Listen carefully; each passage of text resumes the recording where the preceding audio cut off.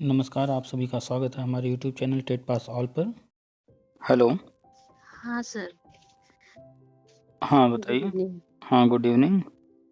मैं यहाँ देवरिया से बोल रही हूँ। आपने मैसेज दूसरे नंबर से किया था ना? जी, बिल्कुल। बताइए।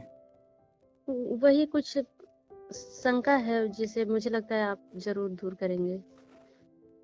आपने जो है लिख कर के भेजा है सब। जी, आपका बीएड कब का है? 2012 सर। 2012 में बीएड है और प्राइमरी टेट? 13-14 का था मेरे पास दोनों, लेकिन केवल क्वालिफाइंग मार्क्स था ओबीसी का 84, तो मैंने वो दोनों फाड़ दिया, लेकिन उसके बाद से मेरे पास लगातार हैं, सीटेट भी हैं। और नहीं, आप बीएड है ना? जी, बिल्कुल। तो बीएड की हैं तो 13-14 में आपने कैसे दे दिया प्राइमरी वाला? सॉरी, प्राइमरी वाला नहीं है मेरे पास, अपर वाला ही 13-14 का है।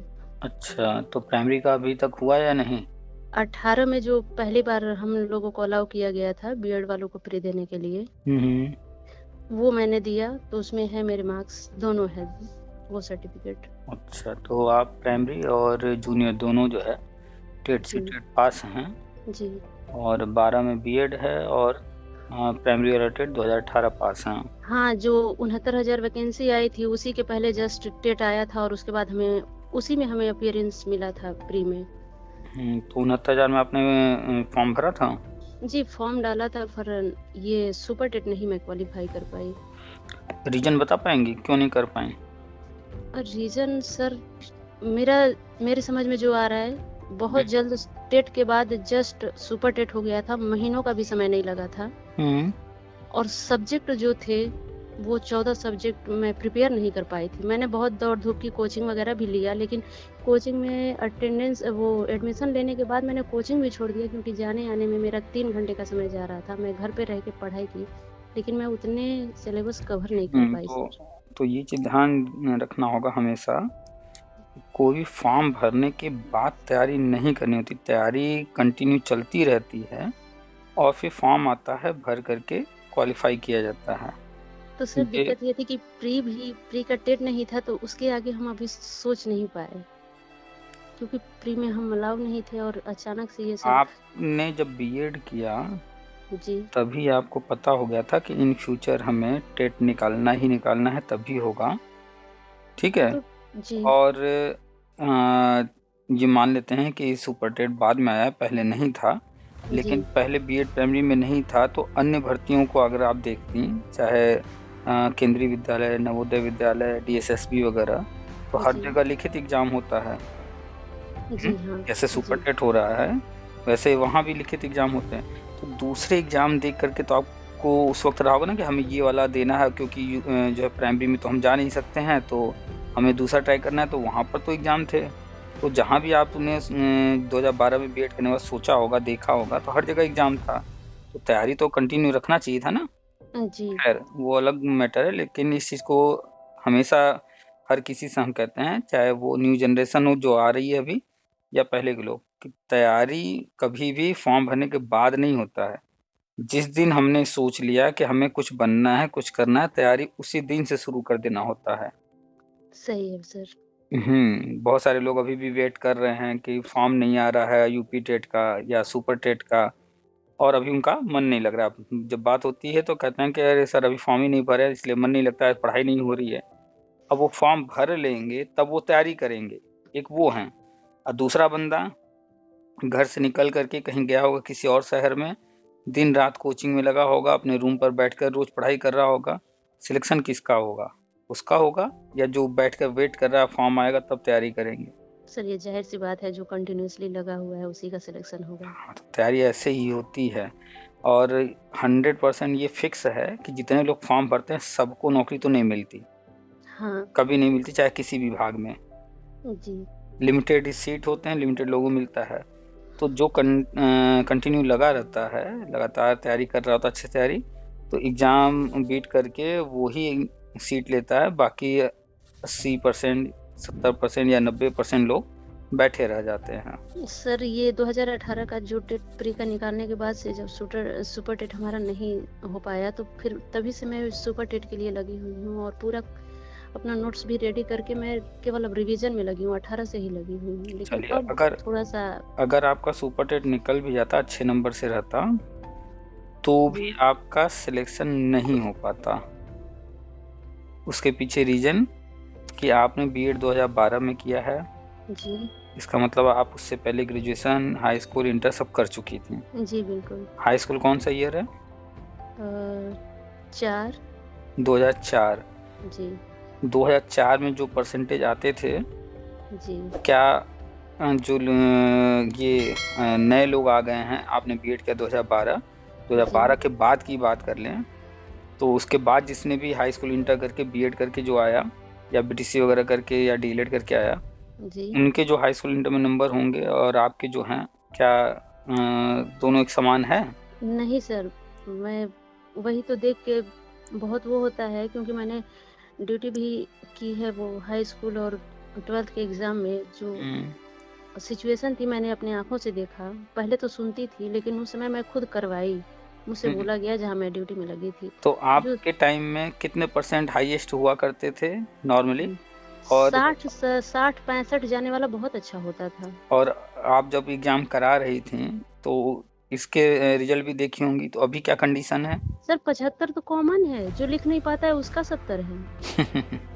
तो अब ये सोचिए कि उस समय का टॉपर हुआ करता था जो, जी, जितने नंबर टॉपर के आते थे, अभी वो एक लूज़र कह लें, उसके उतने नंबर आ जा रहे हैं। बिल्कुल। तो टॉपर का तो पूछना ही नहीं है। तो ये एक मेन डिफ़रेंस है, जिसकी वजह से 69,000 में आप जो है, कितना भी अच्छा पेपर करतीं, फिर भी आप सेलेक्ट नहीं होतीं। हमारे साथ के बहुत सारे लोग हैं कॉन्टैक्ट में, फ्रेंड्स भी हैं, जी, और वो बिलॉन्ग करते हैं एससी या एसटी या ओबीसी, जिस भी कैटेगरी से, तो वो आरक्षण में आते हैं। जी। उसके बावजूद उनका सिलेक्शन नहीं हुआ, जबकि पेपर उन्होंने बहुत अच्छा किया और वो 100% श्योर थे कि एक सीट तो हमें मिल गई। एग्ज़ाम देकर जब आए थे, जब मेरी बात हुई, हाँ, तो एक भाई साहब ने कहा कि मेरी सीट तो एक पक्की है, मेरा एग्ज़ाम अच्छा हुआ है, और वो एससी कैटेगरी से बिलॉन्ग करते हैं। जी, उसके बावजूद जो है 69,000 में उनका नहीं हुआ। तो उसके पीछे जो रीज़न है कि उनके जो पुराने डॉक्यूमेंट्स जो पहले के हैं, हाई स्कूल, इंटर, ग्रेजुएशन, जी। वो अब वालों की तुलना में बहुत लो है। तो सिर्फ़ एग्ज़ाम ही नहीं पास करना है, मेरिट में भी आना है, इसलिए 69,000 में नहीं हुआ। और ये चीज़ें ऐसा नहीं कि अब आगे बदल जाएँगी, आगे और टफ़ होता जा रहा है। अब जो भी लोग फॉर्म भरेंगे, जी हाँ। तो सोचिए 69,000 भर्ती कब हुई थी? 2018 में आई थी। जी, 18 के बाद अब आ गया 2023। अब बिल्कुल। और नए-नए लोग आ चुके हैं मार्केट में। तो सर इसका मतलब ये हुआ कि मतलब हम लोग आशा छोड़ दें, ये प्री में आ ये जाने का? ये आप कह रही हैं, हमने नहीं कहा है, ठीक है? लेकिन ये कंक्लूज़न तो यही निकल रहा है नहीं, सर। कंक्लूज़न ये बिल्कुल नहीं है। कोई भी चीज़ होने, न होने या किसी चीज़ का सिर्फ़ एक कारण नहीं होता है, बहुत सारी चीज़ें जुड़ी होती हैं। तो अब आप जान रही हैं कि 2018 में जो कंडीशन थी, अभी कंडीशन उससे ज़्यादा टफ़ हो गई है।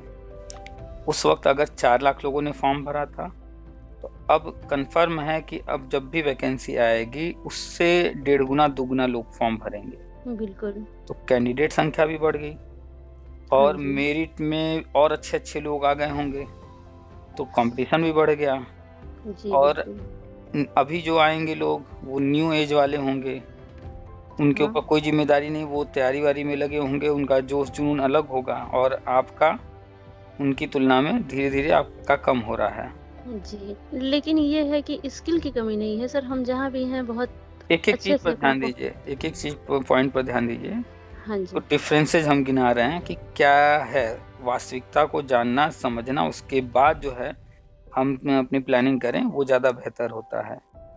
तो जी, सही है। अब आपकी जो क्षमता है, उम्मीद है कि आपकी शादी-वादी हो गई होगी, घर-परिवार होगा, है ना? नहीं तब सर। अच्छा, चलिए अभी शादी नहीं हुई है, खैर अच्छी बात है।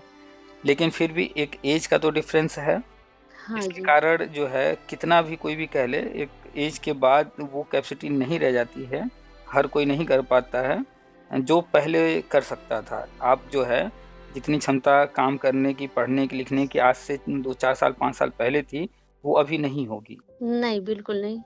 तो बहुत सारी डिफरेंसेज हैं। तो आने वाली भर्ती जो सुपर टेट होगी, आएगा जो भी, वो तो आपके लिए और जो है एक टिपिकल टास्क होगा और ज़्यादा कठिन हो गया। ठीक है, जी। सुपर टेट आएगा ही आएगा, ये भी कंफर्म है। सिलेबस पैटर्न भी पहले से अंतर होगा, ये भी कंफर्म है, क्योंकि समय के साथ बहुत कुछ बदलता रहता है।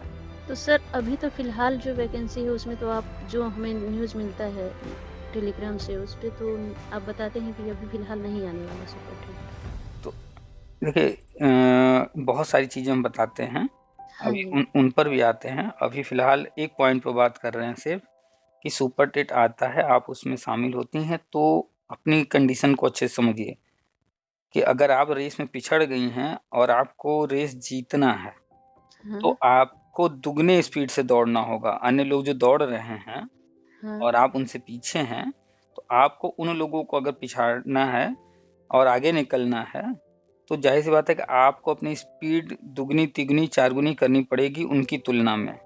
तभी जी। आप पहले तो उनकी बराबरी कर पाएँगे, दौड़ करके उन तक पहुँच पाएँगी और फिर उनसे आगे निकल पाएँगे। हाँ जी। तो तैयारी तो ज़बरदस्त करना पड़ेगा एक सीट लेने के लिए। ये बात जी, समझ में आ गई? बिल्कुल। और सुपर टेट भविष्य में होगा ही होगा, आएगा ही आएगा, चाहे 2023 में आए, 24 में आए, 25 में आए या लगातार आए, हर साल आए, लेकिन आएगा ही होगा, ये फिक्स है। और समय के अनुसार बदलता भी रहेगा काफ़ी कुछ, वो भी फिक्स है। बहुत सारे लोग हैं अभी भ्रम में हैं, जैसे अभी हमने एक पोस्ट लिखा कि जी। जो है आने वाले टाइम में जो है जो प्राइमरी में अभी भर्ती होता है और कोई भी जाता है स्कूल में, तो जो भी सब्जेक्ट दे दिया जाता है पढ़ाने लगता है। हाँ। अभी किसी को मैथ दे दिया गया, वो मैथ ही पढ़ा रहा है, कल को उसको दे दिया गया भाई जाओ इंग्लिश पढ़ाओ, तुम्हें इंग्लिश पढ़ाना है किसी क्लास में, वो इंग्लिश, मतलब वो मैथ, इंग्लिश, हिंदी सब सारे सब्जेक्ट पढ़ा रहा है। जी। लेकिन हर कोई स्पेशलिस्ट नहीं ना होता है। नहीं सर। उसने ग्रेजुएशन, पीजी किसी जिस सब्जेक्ट से किया होगा, उसकी नॉलेज उसकी अच्छी होगी। अब बिल्कुल। आर्ट वाले स्टूडेंट से उम्मीद की जाए मैथ की या साइंस की, नहीं सर, तब ये उसकी तुलना तर्कसंगत में, नहीं है। हाँ, तो उसकी तुलना में साइंस वाला बेहतर पढ़ाएगा ना। जी। हाँ, तो आने वाले टाइम में ये भर्तियाँ सब्जेक्ट वाइज़ होंगी, प्राइमरी में भी, जैसे जूनियर वगैरह में होता है। जी। तो उस पे जो है लोगों को लगा कि बकवास है, फालतू है, वो जाकर के राष्ट्रीय शिक्षा नीति नहीं पढ़ते हैं। उसमें इतना कुछ लिखा हुआ कि आने वाले 20-25 साल उसको कंप्लीट करने में लगेंगे।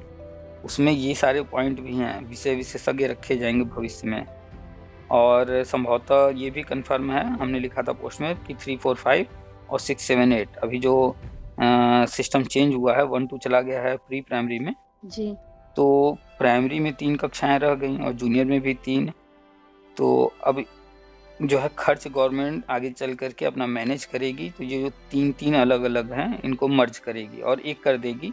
तो जो टीचर वहाँ रखा जाएगा, वही 3 को, 4 को, 5 को, 6 को, 7 को, 8 को पढ़ाएगा। जैसे मैथ का टीचर है, जी। तो मैथ का टीचर सिर्फ़ जो है पूरे दिन में 6, 7, 8 को पढ़ा रहा है। हाँ। अब अगर प्राइमरी और जूनियर मर्ज करके, चाहे वो उसका नाम प्राइमरी रख दें या जूनियर रख दें या कुछ और रख दें, जब मर्ज हो जाएगा तो 6 कक्षाएँ हो गई। अब वही मैथ का टीचर एक दिन में आराम से 6 पीरियड पढ़ा सकता है कि नहीं? बिल्कुल पढ़ा सकता है। तो आने वाले टाइम में ये मर्ज होगा, हर हाल में होगा। सर सर, एक तो ये एनईपी आने से थोड़ा-सा ये रहा था कि धीरे-धीरे ही सही हमारे एजुकेशन सिस्टम में सुधार होगा। तो ख़ैर आते हैं आपके पॉइंट पर। तो ये तो हो गया सुपर टेट का।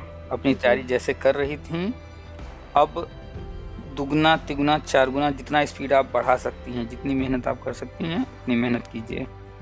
अब आते हैं जो हम कहते हैं, हम सारी चीज़ें बताते हैं जो उस पर।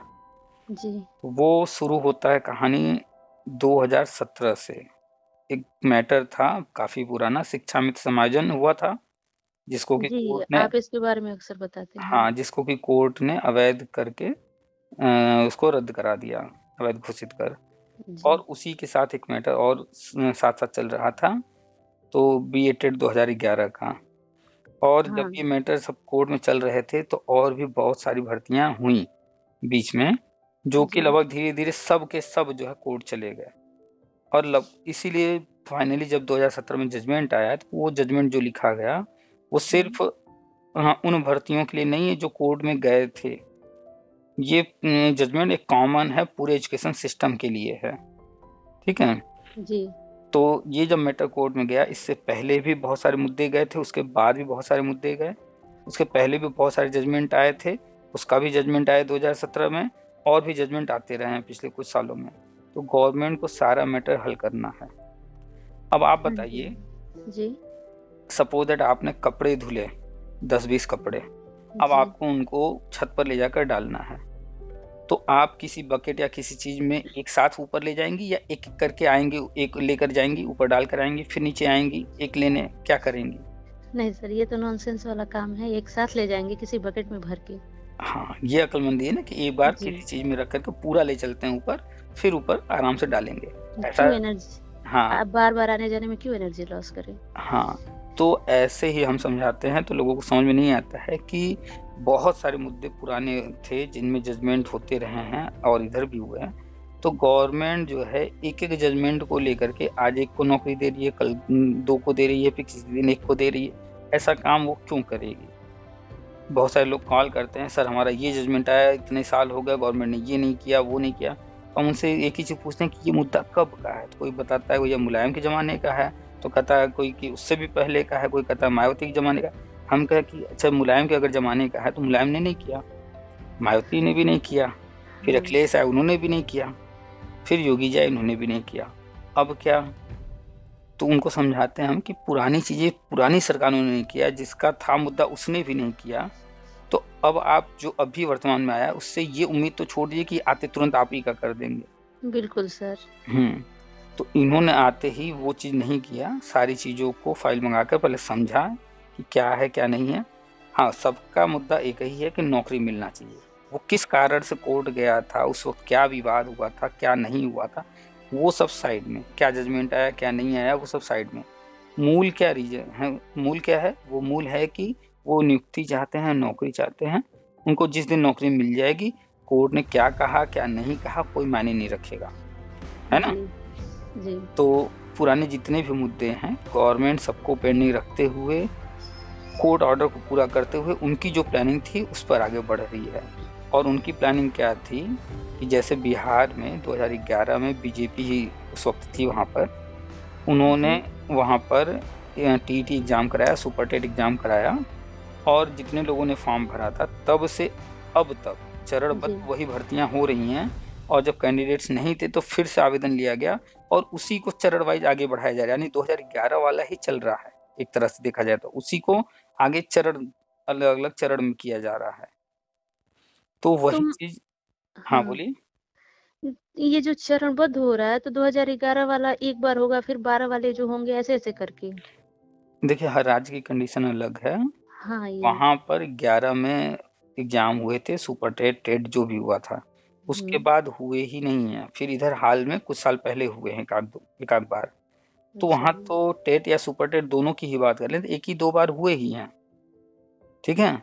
जी। तो उस वक़्त जो सीट थी, जैसे मान लीजिए सीट थी उनके पास, मान लेते हैं 5 लाख, लेकिन उस वक़्त बजट उनका कह रहा था कि नहीं भैया हम 50,000 भर सकते हैं। तो पहले चरण में उन्होंने उस वक़्त जिन लोगों ने भी आवेदन किया था, ऊपर से जैसे भी मेरिट वगैरह बना रहे हों, जो भी, हुँ। तो ऊपर से 50,000 लोगों को ले लिया, तो हो गया प्रथम चरण। जी। फिर आगे चल कर के उनके पास जो है थोड़ा व्यवस्था हुआ, कुछ और केंद्र से अप्रूवल लिए होंगे, बजट की व्यवस्था की होंगे। हो हाँ। सकता है कि अब की बार उनको उतना सीट ना मिला हो, 25 ही हज़ार का मिला हो अप्रूवल, कि ज 25 आप भर लीजिए। तो हाँ दूसरे जी। चरण में 25,000 भर लिया। ऐसे कर कर जो भी वहाँ एक्चुअल कंडीशन क्या है हम नहीं जानते पूरी तरह, लेकिन लगभग ऐसा ही है। तो जैसे-जैसे व्यवस्था बनती गई, जो लोग आवेदन किए थे उन्हीं में से नीचे वालों को लेते गए, यानी एक तरह से नीचे वाले वेटिंग में थे, अच्छा जी। उनको लेते चले गए। और फिर जो है इधर हाल ही में 1-2 साल पहले फिर से आवेदन लिए गए और उसी चरणबद्ध को आगे बढ़ाया जा रहा है। तो जी। ये चीज़ें 2011 में आप सर्च कर लीजिएगा, 2011 में किसकी गवर्नमेंट थी और 2011 से ही शुरू हुआ है। तो जी। 2011 में वहाँ जो सर्च करेंगे बीजेपी थी। तो बीजेपी ने ही ये चीज़ वहाँ शुरू किया था और यही 2017 में जब यहाँ आए तो यहाँ पर भी इनकी प्लानिंग थी कि जैसे अखिलेश सरकार में बीटीसी वाले बीटीसी करके आते थे और हाँ। उनको नियुक्ति दी जाती थी। जी, बिल्कुल। यानी कि एक तरह से बीटीसी ट्रेनिंग में बीटीसी में जिसको एडमिशन मिल जाता था, ये होता था कि भैया अब तो ये सरकारी मास्टर बन गया। हाँ, ऐसा माना जबकि जाता वो था। बीटीसी कर रहा है, सिर्फ़ पढ़ाई है वो। लेकिन फिर भी ये लगभग कंफर्म था कि जो बीटीसी कर लिया वो तो पक्का है, हो ही जाएगा, क्योंकि ऐसा होता देखा है लोगों ने। तो इस वजह से बीटीसी में एडमिशन मिलना ही मान लिया जाता था कि इसकी नौकरी सरकारी पक्की हो गई। जी। तो वो मेरिट पर होता था। तो कुछ उसी तरह की प्लानिंग जैसे बिहार में इन्होंने किया चरणबद्ध, वहाँ भी वो लगभग वही हो गया कि नहीं, जैसे यूपी में चल रहा था हाँ, बीटीसी का, मॉडल तो वही है। तो जी। लगभग उसी तरह का ही है बिहार वाला भी।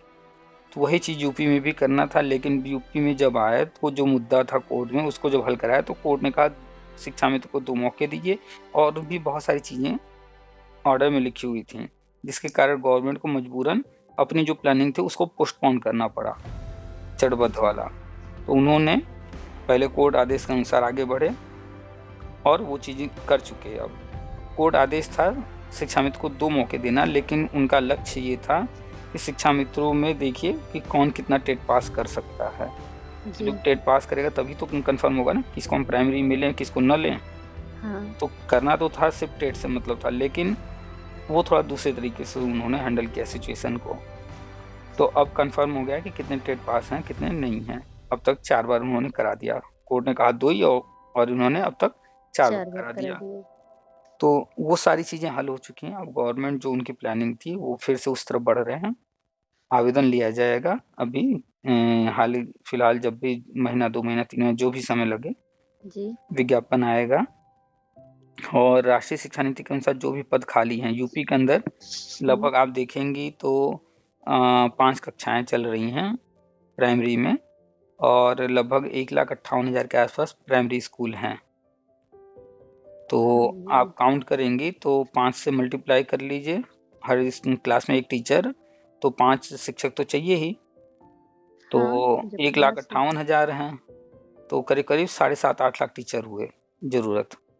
जबकि जी। वर्तमान में परमानेंट टीचर अभी लॉकडाउन के आसपास का आंकड़ा है कि ये 69,000 होने के बाद का, पिछले साल जी। का शायद आंकड़ा है कि 2 लाख समथिंग थे। हर साल लगभग 10,000 टीचर रिटायर हो रहे हैं। तो वो भी 2 तो लाख से है कम हो डिमांड में। गए, कम हो हुँ। गए। हुँ। तो अगर फिर भी राउंड फिगर में मान लें कि 2 लाख ही हैं टीचर परमानेंट, जी। तो भी पद तो 7.5-8 लाख, और 2 ही हाँ। लाख टीचर पढ़ा रहे हैं, बाकी तो शिक्षा मित्र और अन्य लोग मैनेज किए हैं जो भी होंगे। तो पद तो बहुत हैं, 5-6 लाख पद हैं, और सारे पद भरने हैं। सारे पद जी। क्यों भरने हैं, ये बात हम कहते हैं तो लोगों को विश्वास नहीं होता है। सारे वही। पद इसलिए भरने हैं, उसके 2 कारण हैं। एक तो आरटी एक्ट 2009 में जब आया तो उसमें कहा गया कि सारे पद भरने हैं, लेकिन अभी अगर राज्यों की स्थिति ऐसी नहीं है तो 5 साल का उनको वक्त दिया जाता है अपनी स्थिति में सुधार करें। तो ठीक है? 5 साल में धीरे-धीरे भर्तियाँ होंगी? तो 1 मिनट 2009 में ये बात कही गई थी अच्छा जी। कि आपको 5 साल हम छूट दे रहे हैं, लेकिन 5 साल के बाद तो आपको हर हाल में भरना होगा। जी। आरटी एक्ट में बहुत कुछ कहा गया, लेकिन हम एक पॉइंट भर्ती की बात कर रहे हैं सिर्फ। तो अब जो है जब 5 साल गुजर गए, उस पर समीक्षा होनी चाहिए थी, क्या करना है, क्या नहीं करना है, कड़ाई होना चाहिए था। लेकिन उस वक़्त जो है 2009 से 5 साल हो जाएगा 2014 ना? जी। तो 2014 में केंद्र में सरकार बदली। अब जब नई सरकार आई, आते-आते तो अब ऐसा है नहीं ये कोई जादू की छड़ी घुमा देते हैं। नहीं तो सर, वो भी भारत जैसे देश में। हाँ, तो वो आने के बाद जो सिस्टम चल रहा था वैसे ही चलाते रहे। इस पर जब उन्होंने ध्यान दिया आरटी एक्ट पर, तब तक जो है 5 साल से और ज़्यादा हो चुका था। जी। लेकिन फिर भी जो है सभी राज्य इस चीज़ के लिए तैयार नहीं थे। तो उन्होंने एक काम किया कि 5 वर्ष जो लिखा हुआ था उसको उन्होंने 10 वर्ष कर दिया। यानी कि जो राज्य हैं उनको 10 वर्ष जी। तक की छूट रहेगी, उसके बाद भरना होगा। तो वो 10 वर्ष भी खत्म हो चुका है। कब हुआ है? 31 19। मार्च 2019 को। जी, बिल्कुल।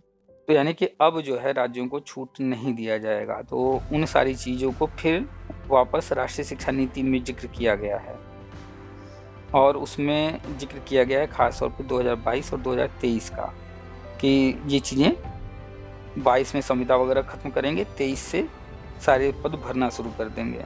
2023 आ चुका है, जो भी पद खाली हैं, जितने भी खाली हैं, सारे भरने हैं, और इसकी शुरुआत हो चुकी है। हम लगातार बार-बार बता रहे हैं, जीता जागता उदाहरण केंद्रीय विद्यालय।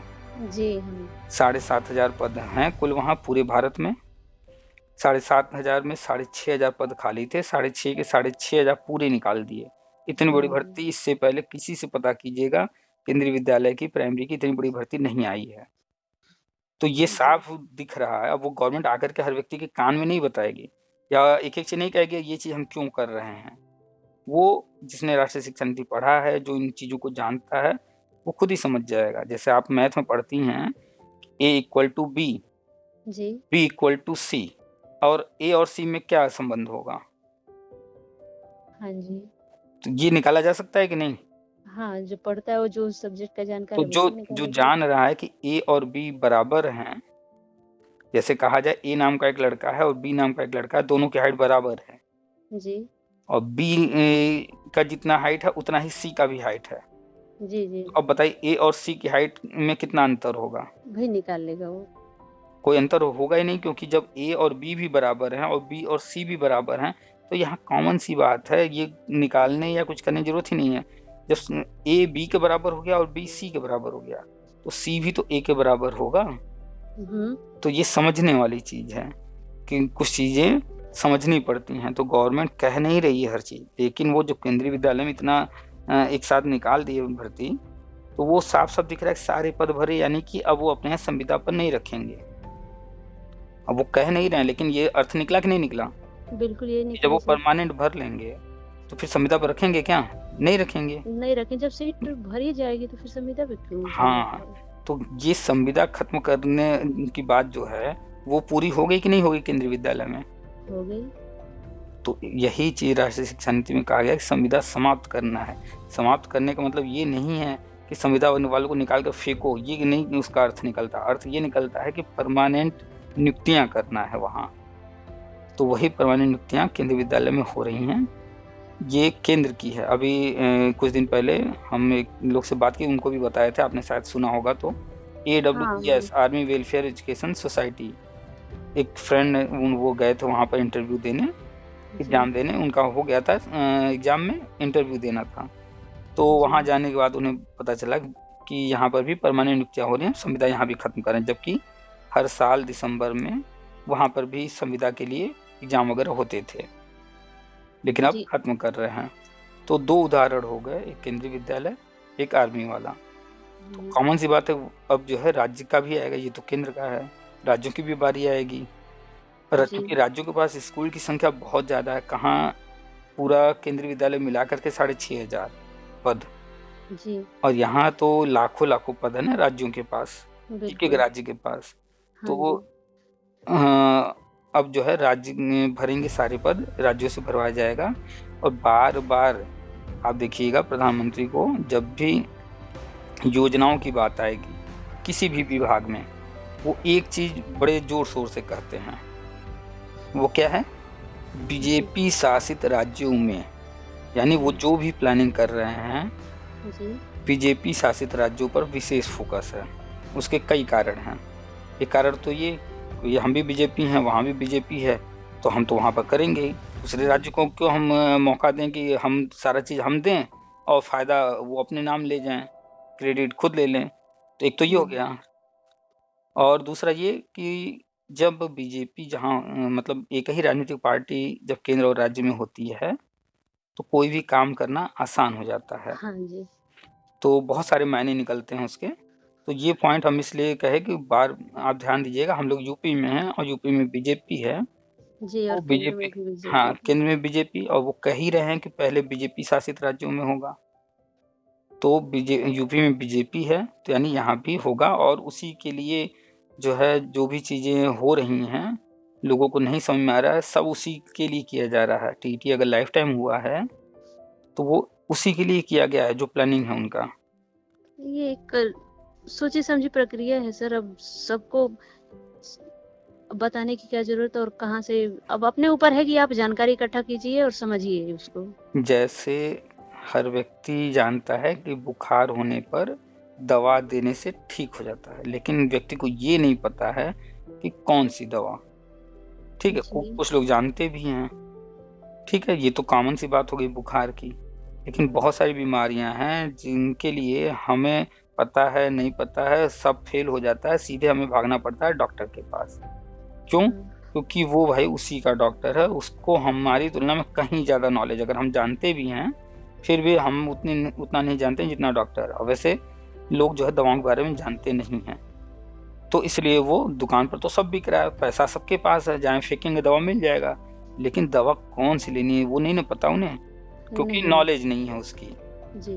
ऐसे ही गवर्नमेंट कैसे काम करती है, विभाग कैसे काम करते हैं, गवर्नमेंट की क्या प्लानिंग है, हर एक चीज हर कोई नहीं समझ पाता है। हो तो रहा है सामने ही, सब कुछ राष्ट्रीय शिक्षा नीति में लिखा है, सब कुछ सामने ही हो रहा है। जैसे हम केंद्रीय विद्यालय का एग्जाम्पल दिए, ये जी। एग्जाम्पल हम दे रहे हैं, हम बता रहे हैं, लेकिन अन्य लोग क्यों नहीं कह रहे हैं? उनको भी तो दिखना चाहिए ना। हो तो रहा है सबके सामने ही हुआ ना, ये 6,500 वैकेंसी आई, हाँ। लेकिन ये बात और कोई कह रहा है कि वहां संविदा खत्म हो गया 6,500 भर रहे हैं? नहीं, कोई नहीं बात कर रहा। नहीं सर, आपकी तरह अभी नहीं लोग बता रहे हैं और सटीक जानकारी भी क्यों? नहीं दी हुई है। क्योंकि लोगों को जानकारी ही नहीं, उन्होंने राष्ट्रीय शिक्षा नीति पढ़ा नहीं है, वो शिक्षा विभाग पर इतनी गहराई से नजर ही नहीं रखते हैं। जब आ गए इस विभाग में तो उनको तो हर चीज जानना चाहिए ताकि हम समझ सकें।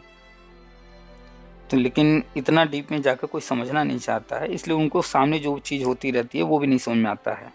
हाँ सर, अभी तो आपके वीडियो पे बेस्ड छोटे छोटे और वीडियो बनाए जा रहे हैं, वो अक्सर आते हैं, नोटिफिकेशन में दिख जाते हैं। खोलिए तो आप ही की बातों को दोहराया जा रहा है वहाँ पे, तो जो एक सेम तरह से सेंटेंस आप कह रहे हैं। तो एक तरह से देख लीजिए कि जो अन्य लोग हैं हम्म। भाई, अन्य लोग वो ये काम शुरू किए लोगों को इन्फॉर्मेशन देना, तो कहीं ना कहीं से वो इन्फॉर्मेशन कलेक्ट कर रहे हैं, यानी अन्य लोगों से अपने आप को अलग खड़ा कर लिए कि हम अब इन्फॉर्मेशन लेंगे नहीं, इन्फॉर्मेशन देने वाले बनेंगे। और इन्फॉर्मेशन देने वाले वो इन्फॉर्मेशन मेरा लेकर के मेरी चीज़ों को वो दे रहे हैं, लोगों तक पहुंचा रहे हैं, तो कहीं ना कहीं जो है वो इस चीज़ को एक्सेप्ट कर रहे हैं तभी तो। बिल्कुल। और उसको उन्होंने कहीं ना कहीं से हो सकता है वेरीफाई भी कराया हो कि ऐसा कुछ है भी कि नहीं है। हाँ। उनको कहीं से कुछ और जानकारी मिली होगी, उनको जब लगा होगा नहीं हाँ ये चीजें सही हैं, तो मेरी चीजें वो भी शेयर कर रहे हैं। जी। तो ये चीजें हैं। हम ये नहीं कहते कि 100% सब कुछ वैसा ही होगा। हाँ, जो चीजें बताई जा रही हैं ऐसा ही होने वाला है, अब उसका रूप चाहे जैसा हो। ठीक है। जी। तो आपके मुद्दे पर आते हैं। आपको तैयारी करना है, तो आप अपना जो तैयारी कर रही थी, जैसे कर रही थी, तैयारी पूरी रखिए। सुपर टेट आएगा, ये कंफर्म है। आता है, आप भरिए, एग्जाम दीजिए, अच्छे से कोशिश कीजिए उसको निकालने का। जी। और हम जो बता रहे हैं हाल फिलहाल में, देखिए न यूपी टेट का आता पता है, न सुपर टेट का। कम से कम कभी कभी सुनने को मिलता था 51,000 आ रहा है, 97,000, अभी तो कुछ भी नहीं सुनने को मिलता। नहीं सर, अभी तो कुछ भी नहीं। कोई जिक्र 18 नहीं, के कुछ भी बाद नहीं। से एक साल भर तक अफवाह निकली कि इतना आ रहा है, इतना आ रहा है, लेकिन उसके बाद से तो सब क्योंकि जो हम बता रहे हैं ये सब होने जा रहा है। भर्ती आने के चांसेस मान के चलिए कि 1-2% है, सुपर टेट है, अभी फिलहाल ये सब होना है जो हम बताते हैं। जी।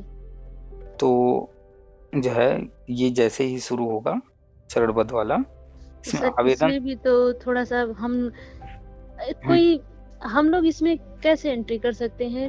उसकी सारे चीजों को तो पूरा हम करेंगे, लेकिन फिर भी ऐसा लग रहा है कि हम लोग मेरिट की वजह से पिछड़ जाएंगे।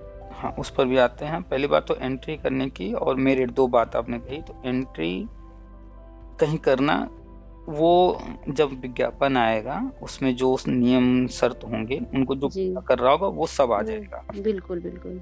ठीक है। हाँ। और कोई अगर इसमें एलिजिबल है तो उसको कोई रोक नहीं सकता, कोई अगर एलिजिबल नहीं है कोई अंदर उसको कर नहीं सकता। सर लेकिन एलिजिबल का मायने ये नहीं कि मेरिट में अब टेट मांग रहा है, उसका भी नंबर अच्छा खासा अगर लेना चाहे तो हम दे सकते हैं। फिर अगर जो डेमो और जो आप बता रहे हैं कि इंटरव्यू होगा। एक मिनट, पहली बात तो कोई विज्ञापन आ रहा है उसमें फॉर्म भरने के लिए आप एलिजिबल हैं या नहीं, हम उसकी बात कर रहे हैं। तो उसमें जो एलिजिबिलिटी होती है, जो भी मांगेगा कि बीएड होना चाहिए, बीटीसी, डीएलएड, टेट पास होना चाहिए, जो भी, ठीक है, और उम्र वगैरह जो कुछ भी, तो जो लोग उसमें एलिजिबल हो रहे होंगे इन शर्तों को पूरा करके, तो हमारा कहना है कि उसको कोई रोक नहीं सकता। नहीं। और कोई अगर एलिजिबल नहीं है, उम्र ज़्यादा हो गई है या कोई भी चीज़, उसका डिफरेंस है, जैसे अगर आ गया कि नहीं इतना % बीएड में होना चाहिए या ग्रेजुएशन में होना चाहिए या कुछ भी, तो अब कोई अपना परसेंटेज तो चेंज नहीं कर पाएगा। नहीं सर, वहाँ पे क्या कर तो सकते जो हैं? चीज़ें अपने हाथ में नहीं है उस पर ध्यान मत दीजिए, जो अपने हाथ में उस पर ध्यान दीजिए। तो अपने हाथ में क्या है? तैयारी है। जी। और मेरिट कैसे बनेगा, क्या आधार होगा, वो उस पर दिमाग दौड़ाने की ज़रूरत ही नहीं है, क्योंकि वो अपने हाथ में नहीं है, गवर्नमेंट को करना है। गवर्नमेंट अगर एकेडमिक ले रही है, टेट ले रही है, इंटरव्यू ले रही है या क्या कर रही है, वो जो तय करेगी होगा तो वही। तो आप ना अपना पीछे का रिकॉर्ड चेंज कर सकती हैं, परसेंटेज तो चेंज होगा नहीं किसी की, हाई नहीं स्कूल सर। इंटीग्रेशन, नहीं। ना बीएड का चेंज कर सकती हैं। बस हमारे हाथ में है जो सुपर टेट या जो भी आगामी आएगा उसको हम अच्छे से प्रिपेयर कर लें। हाँ, हाँ, एक वहीं पे चीज़ लग है गए। कि हो सकता है टेट का नंबर अगर जुड़ रहा है, तो टेट में थोड़ा-सा रियायत दिया गया है कि आप बार-बार दे सकती हैं। तो अगर आपका टेट में जितना भी नंबर उससे और अच्छा नंबर चाहिए, तो आता है जैसे ही यूपी टेट, सी टेट जो भी, और अच्छा नंबर लाने की कोशिश कीजिए। इसको चेंज किया जा सकता है। हाँ, जो हाथ में है सर उसमें तो हाँ, इम्प्रूव इस किया जा पर सकता है। इस पर फ़ोकस कीजिए कि टेट सी टेट अगर आता है तो हमें ज़रूर से देना है। तो तैयारी करती रहेंगी तो ये आराम से नंबर ले लेंगी अधिक, आराम जी। से कर लेंगी। इस पर फ़ोकस कीजिए। और दूसरा, एक राष्ट्रीय शिक्षा नीति कहती है कि सभी शिक्षक भर्ती में जाँच करना आवश्यक है। इंटरव्यू और डेमो कराना आवश्यक, अभिन्न अंग होगा, ये लिखा हुआ है। हाँ जी। तो इंटरव्यू, डेमो के पर्पज़ से भी अगर आप सोचेंगी तो पढ़ाई तो करना पड़ेगा। हाँ जी। इंटरव्यू में पता नहीं क्या पूछेंगे। बिल्कुल। तो अगर आपको सुपर टेट देना है तो भी, टेट सी टेट देना है तो भी, इंटरव्यू अगर होता है तो भी, तो भी। इन सब जी। में क्या काम आएगा? पढ़ाई। पढ़ाई और रेगुलरिटी पूरा। हाँ, तो अपने हाथ में क्या है? सिर्फ पढ़ाई। तो पढ़ाई पे फ़ोकस कीजिए, बाकी जानकारी लेते रहिए कि क्या हो रहा है, क्या नहीं हो रहा है। वैसे भी कोई चीज़ आता है मार्केट में, शुरू होता है, जैसे गवर्नमेंट कल कोई घोषणा कर दे, वो तेज़ी से फैल जाता है।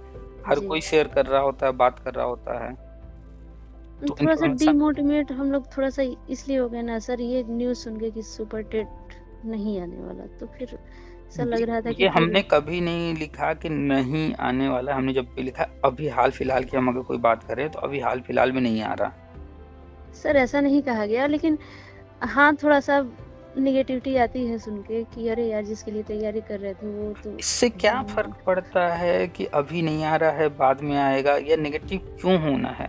हमारा काम है पढ़ाई करना, तैयार रहना।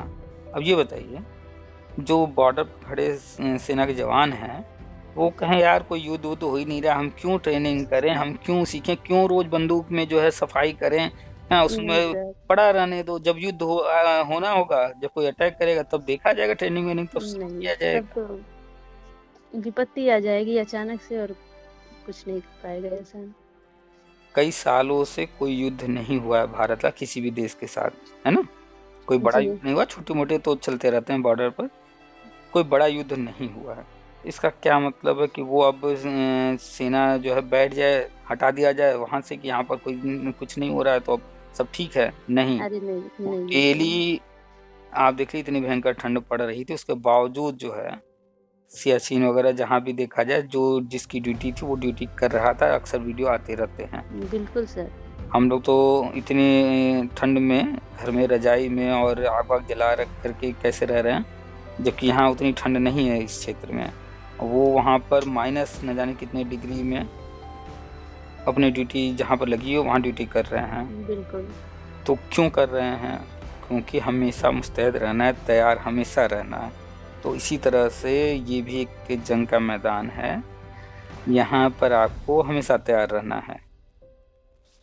बात हाँ समझ में आ जी। रही है? तो पढ़ाई, बिल्कुल। आपने एक टाइम टेबल बनाया होगा, अभी आप तो अनमैरिड हैं, घर में जो है बहुत ज़्यादा ज़िम्मेदारियाँ नहीं होंगी, थोड़ा बहुत काम वाम मम्मी की हेल्प करा देती होंगी, जो भी।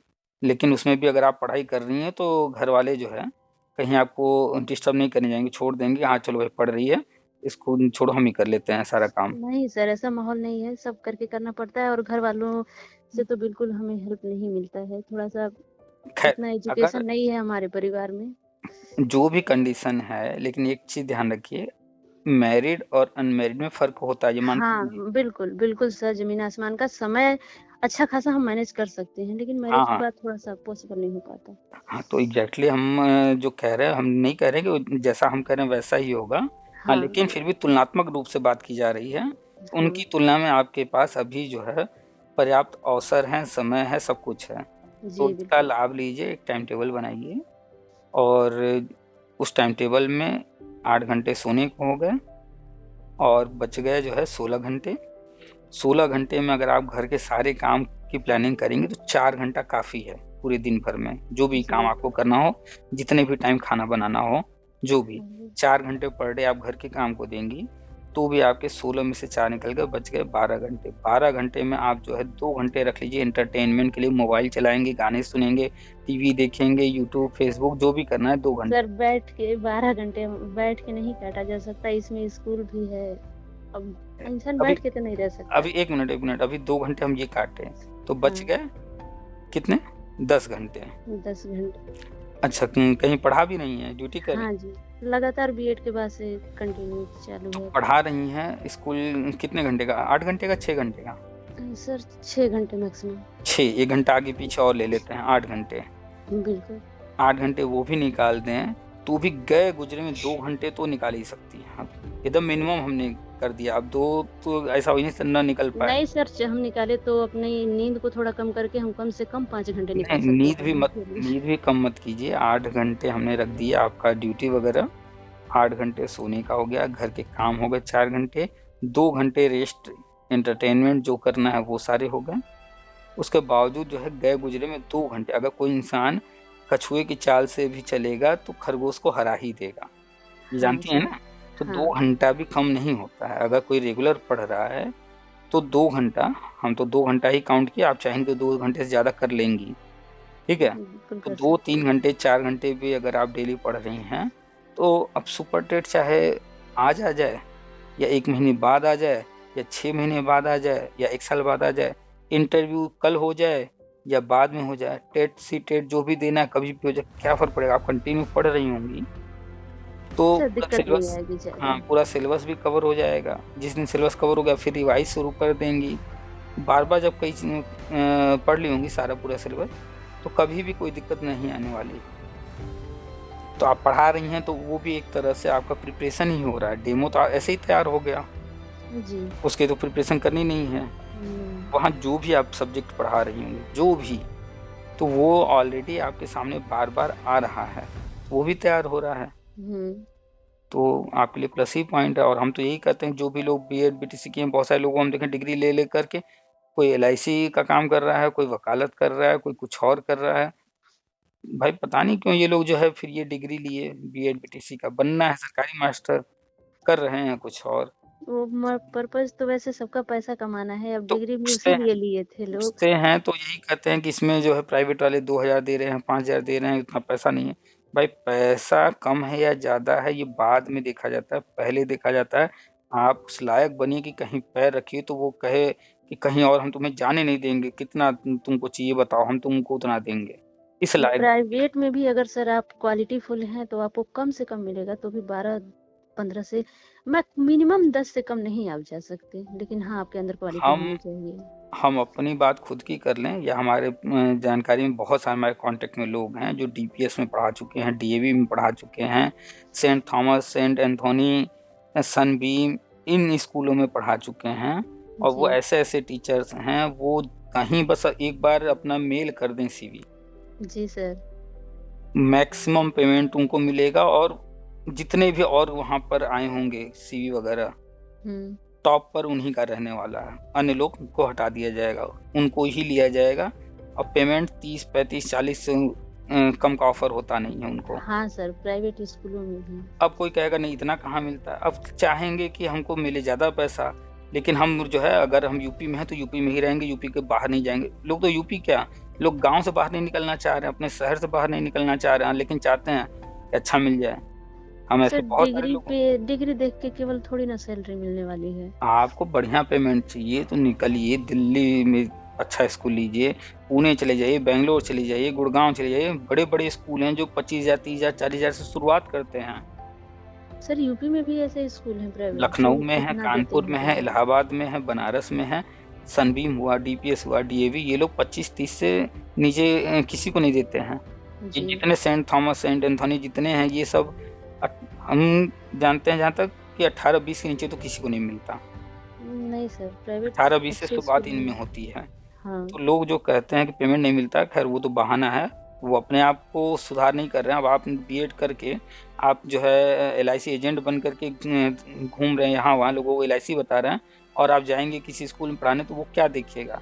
आपके पास कोई एक्सपीरियंस तो है नहीं। उनको जो चीज़ें जी। चाहिए वो आपके अंदर स्किल है ही नहीं है। आपने अपने स्किल पर काम किया नहीं। आपने डिग्री लिया, किसी और जगह चले गए। जी। तो इस तरह के लोग हैं कि बीएड वगैरह करके, बीटीसी वगैरह करके कहीं और लगे हुए हैं, अपने अंदर सुधार नहीं कर रहे हैं। खैर, जिस फील्ड में जो आ गया उसमें लगा रहेगा, समय लगेगा, लेकिन एक दिन ऐसा होगा कि उसकी डिमांड होगी, अपनी डिमांड बनानी पड़ती है। सर बिल्कुल, वो मेहनत से ही आती है, और कम से कम अपनी जो पर्सनल सब्जेक्ट है जिसमें हमने पीजी किया है उसको तो हम मजबूत कर ही सकते हैं। और टीचिंग एक ऐसा सब्जेक्ट है, टीचिंग ही नहीं, दुनिया का कोई फील्ड हो, किसी भी कंपनी में आप जाइए, अगर उसके यहाँ बैठ करके रजिस्टर मेंटेन करना है और उसने एक व्यक्ति को हायर कर लिया, और उस जी। व्यक्ति को अगर कंप्यूटर भी आता है तो उसके लिए थोड़ा सा और अच्छा हो गया ना। बिल्कुल। तो वो किसको लेना चाहेगा? 2 लोग आए हैं उसके सामने, एक व्यक्ति, दोनों वो काम कर सकते हैं जो काम उसे कराना है, लेकिन एक व्यक्ति ऐसा है जो कुछ और भी काम कर सकता है, तो वो उसको लेगा, या जिस काम के लिए रखना चाह रहा है, जो कर सकता है दूसरा वाला, सिर्फ वही कर सकता है, उसको रखेगा? नहीं, किसको उसको रखेगा? क्यों लेगा? वो इसको लेगा जो भले और भी है चीजें हैं। अकेला लेकिन और भी काम कर ले रहा है, तो हाँ, उसके लिए प्लस पॉइंट तो है। उसको तो किसी एक को रखना है, किसी को भी रख लेगा, पेमेंट वही देना है, जी। लेकिन उसके लिए प्लस पॉइंट हो जाएगा कि एक ऐसा बंदा मिल जाए जो और अच्छी जानकारी रखता हो, और भी चीजें जानता हो, और उसके जब लिए और ज़रूरत भी। पड़े तो वो कर सके वो काम को। तो स्कूल वाले किसको रखेंगे? ऐसे टीचर को रखेंगे जो विषय का विशेषज्ञ हो। तो विषय विशेषज्ञ तो सब हैं। हाँ। जैसे मेरा विषय इकोनॉमिक्स है, कहीं इकोनॉमिक्स का टीचर की वैकेंसी आएगी, हम भी गए, अन्य भी जाएंगे, तो इकोनॉमिक्स तो सबका सब्जेक्ट होगा। बिल्कुल। लेकिन अब वहाँ पर प्राइवेट वाला क्या चेक करेगा? इकोनॉमिक्स तो सब है। अब वो देखेगा कि थोड़ा सा दिखने में कौन अच्छा दिख रहा है, ये भी मायने रखता है। दूसरा, कौन कंप्यूटर चला लेगा। तीसरा, कौन इंग्लिश बोल लेता है। जी हाँ। ऐसा भी होगा कि मान लेते हैं ये जितनी बातें अभी हम लोग किए, वो सब सबके अंदर ये टैलेंट है, तो अब उनमें डिफरेंस कैसे करें कि कौन अच्छा है? तो और कुछ देखा कि और भी सब्जेक्ट का भी कोई टीचर नहीं है, तो और सब्जेक्ट हाँ कौन जी, पढ़ा सकता है? बिल्कुल। जब ये भी खाली तो प्लस क्लासेस पॉइंट जा रहे हैं तो है। उसे भी हैंडल कर सके वो। भाई, अगर किसी ने डबल एमए कर रखा है तो उसके लिए तो प्लस पॉइंट हो गया ना। हाँ जी। किसी ने जो है एमएड वगैरह कर रखा है, जो भी कर रखा है एडिशनल कुछ भी, तो उसके लिए तो जहाँ भी जिस संस्था में काम करेगा तो उस संस्था के लिए तो अच्छा ही होगा ना। जी।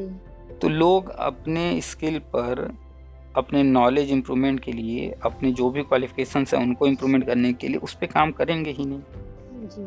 और चाहते हैं कि हमको पेमेंट अच्छा बस मिल जाए।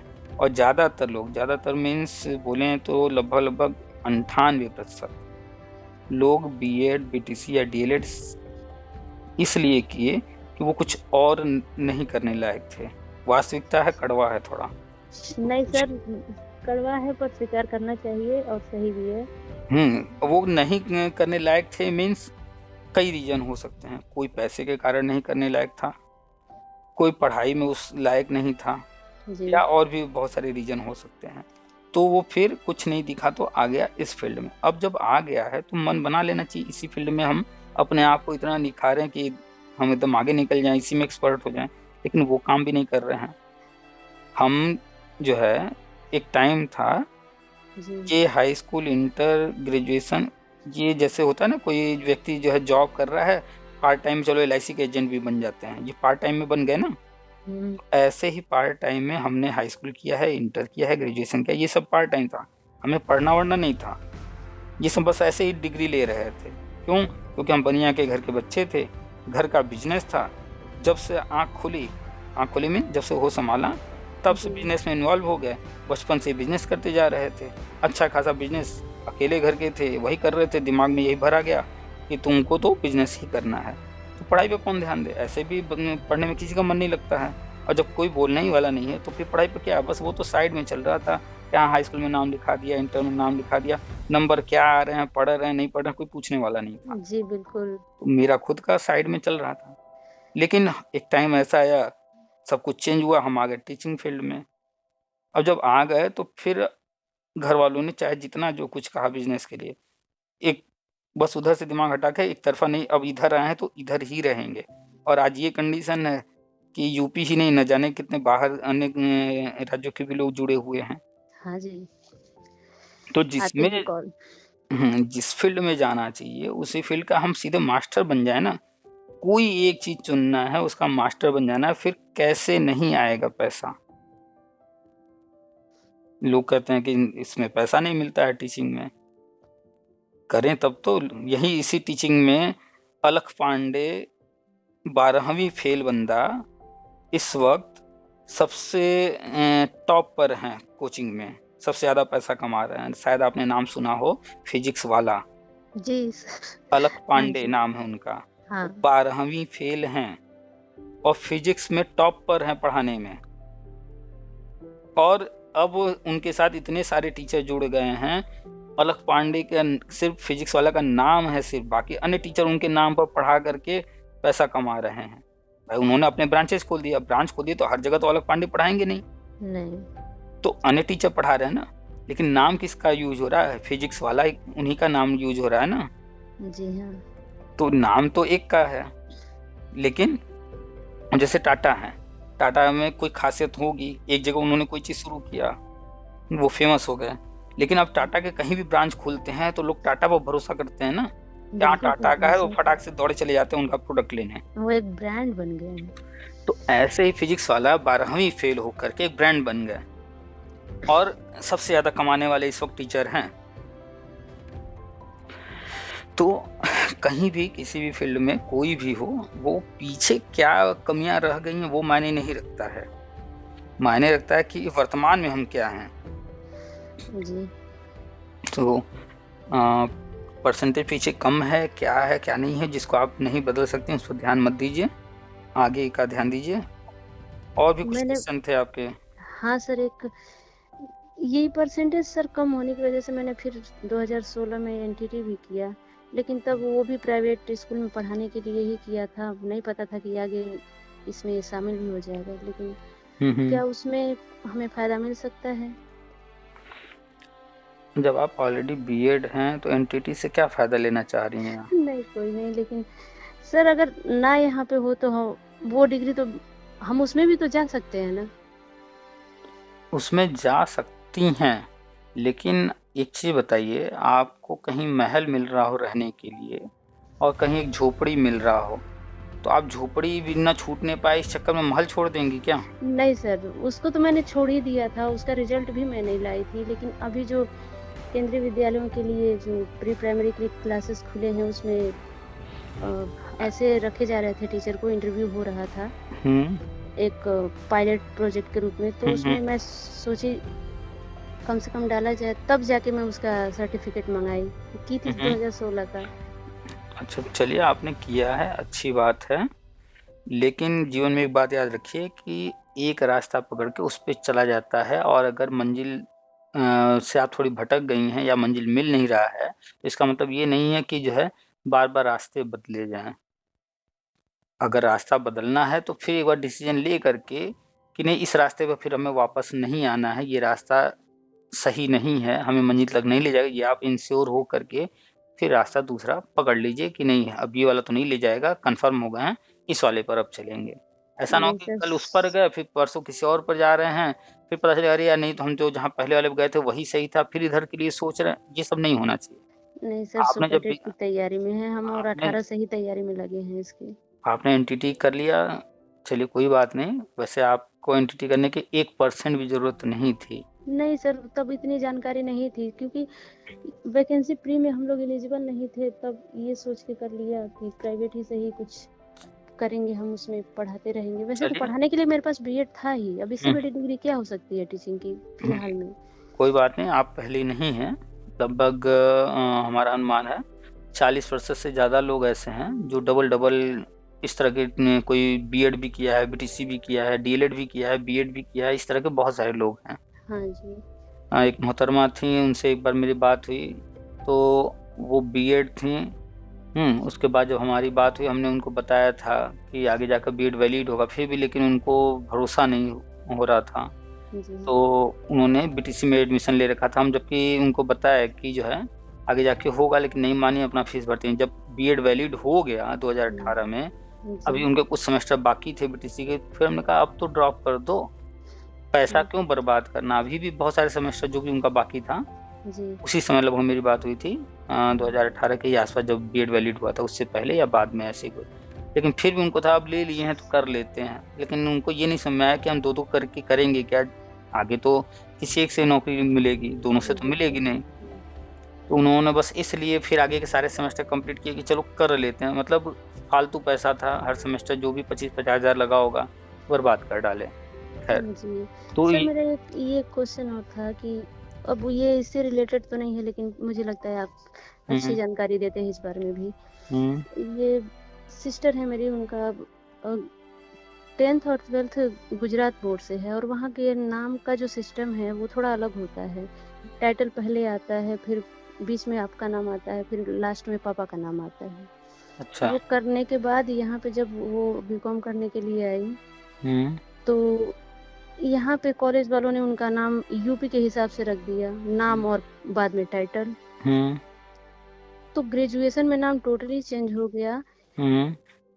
अब ग्रेजुएशन किसी और नाम से, 10th 12th किसी और नाम से, और जो ग्रेजुएशन में नाम चला उसी पे एमकॉम भी हो गया। एक मिनट, कोई भी चीज आगे है या पीछे है या बीच में है जी। उससे वो डिफरेंस वो सेकेंडरी हो गया। प्राइमरी पहले ये बताइए, अगर कहीं पर सीता लिखा है तो सीता उनका अगर नाम है तो आगे लिखें या पीछे लिखें या बीच में, सीता ही तो रहेगा ना। हाँ, तो सीता ही रहेगा। इस तरह का कोई चेंजेस नहीं है, सीता की जगह गीता हो गया, रेखा हो नहीं, गया, गीता ऐसा। नहीं, मैं बता रही हूँ, जैसे मान लीजिए है सीमा चौहान, मेन जो नाम है, हम्म गुजरात बोर्ड पे जो वहाँ के जो सर्टिफिकेट है उस पे नाम है चौहान सीमा जयराम, ऐसे नाम चलता है। चौहान सीमा जयराम।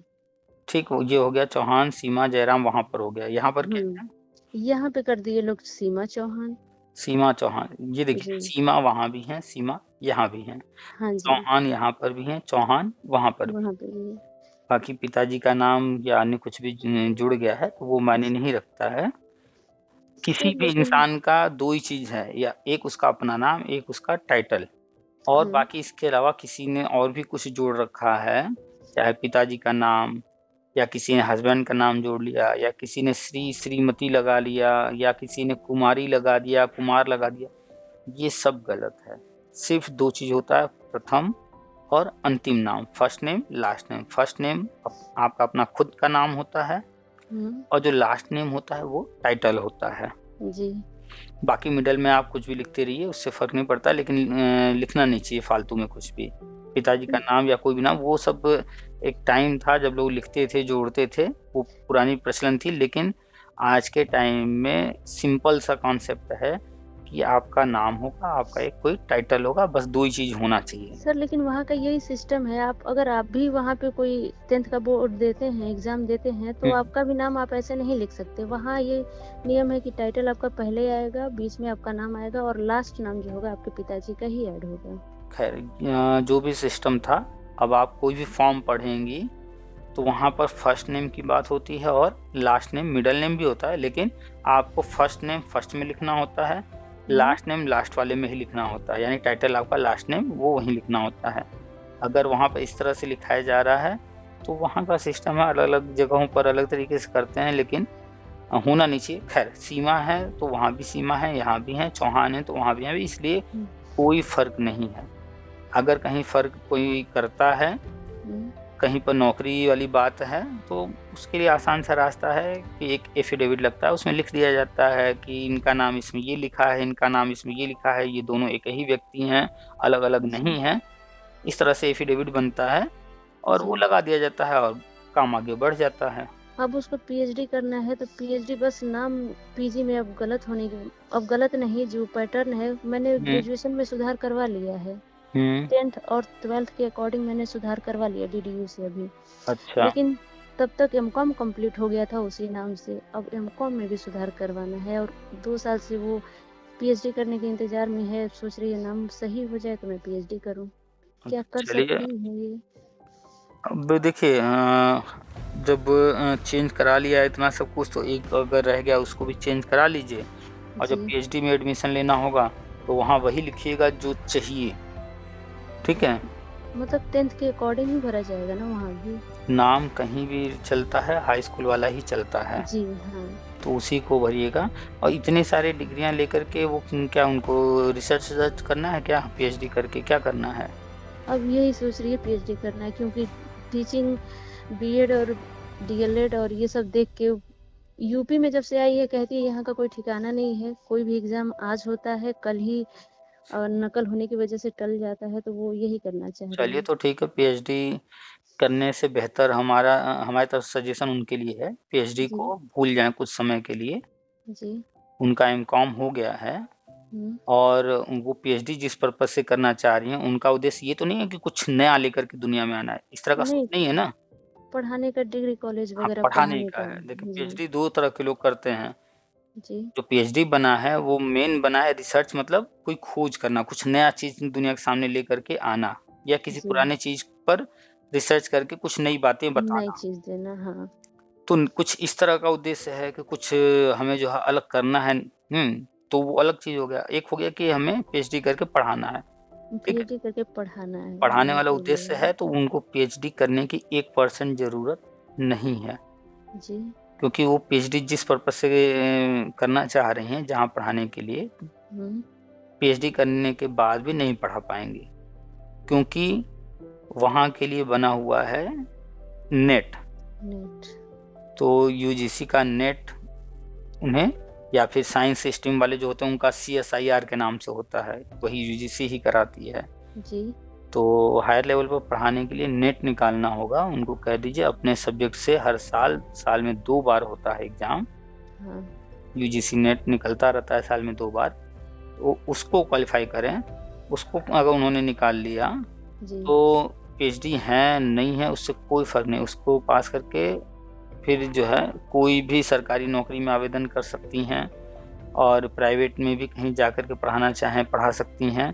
पीएचडी किया हुआ बंदा रहेगा एक, और एक नेट निकाला हुआ। जी। पीएचडी वाले को हटा देंगे, नेट वाले को रखेंगे। अच्छा जी। ऐसा ही नियम है। पीएचडी कोई मायने नहीं रखता जब से ये नेट कंपलसरी हो गया है। नेट आप हैं, पीएचडी है नहीं है, कोई दिक्कत नहीं। तो पहले फोकस उनका नेट पर होना चाहिए, पीएचडी तो बाद में कभी भी हो जाएगा।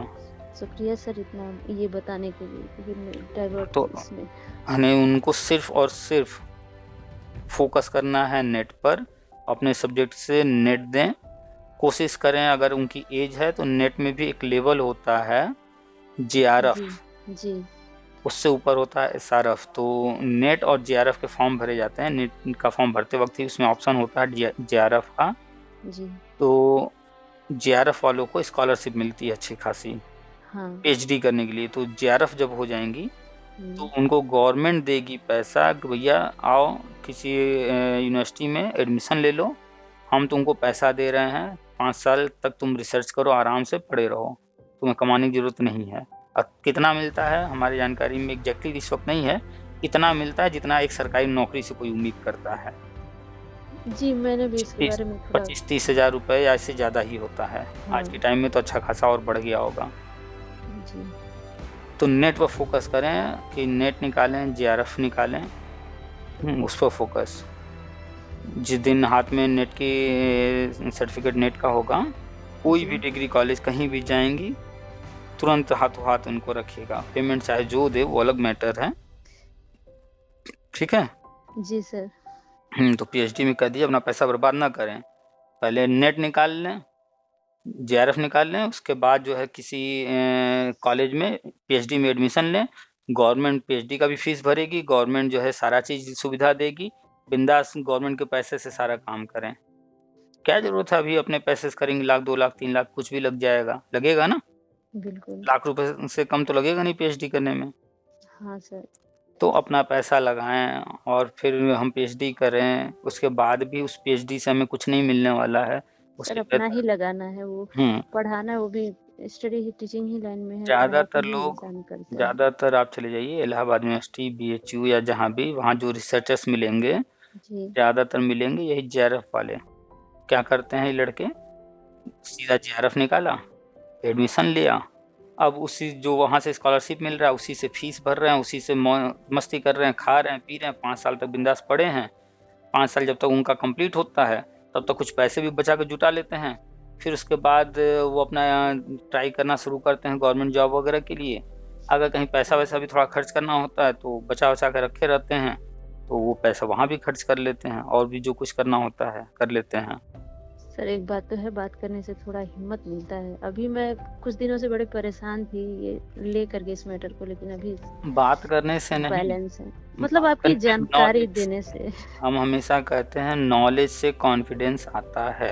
नॉलेज नहीं रहेगा, हमेशा जो है कॉन्फिडेंस डगमगाएगा। अभी आपके आँख को पट्टी बांध दिया जाए और कहीं किसी जगह ले जाकर के, ऐसी जगह जहाँ आप कभी न गई हो वहाँ छोड़ दिया जाए, आपको समझ में नहीं आएगा हम किधर जाएं, आपको वहाँ पर कन्फ्यूजन है। लेकिन आप जिस जगह अक्सर आती जाती रहती हैं उस जगह पर अगर कोई, मान लीजिए आप गई हैं अपने भाई के साथ, वहाँ रास्ते में उसने झगड़ा कर लिया और आपको बाइक से उतार के छोड़ के चला आया, तो आप भी कहेंगे हाँ जाओ हम चले जाएंगे, तो आपसे कोई कहेंगे ना, दिक्कत नहीं। जी कोई बिल्कुल। दिक्कत नहीं है। क्यों? क्योंकि आपको पता है कि हम कहाँ पर खड़े हैं और हमें कहीं जाना है या कुछ भी करना है तो हम आराम से जा सकते हैं, क्योंकि हमें पूरी जानकारी है। हाँ जी। कॉन्फिडेंस का फर्क हुआ कि नहीं हुआ?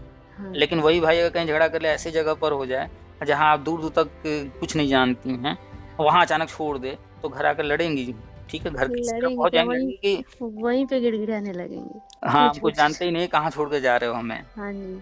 तो क्या हुआ, दोनों फर्क क्या है, कॉन्फिडेंस का। हाँ। और कॉन्फिडेंस क्यों नहीं है या कहीं पर है, तो वो है नॉलेज से। बिना नॉलेज के कॉन्फिडेंस होता ही नहीं है।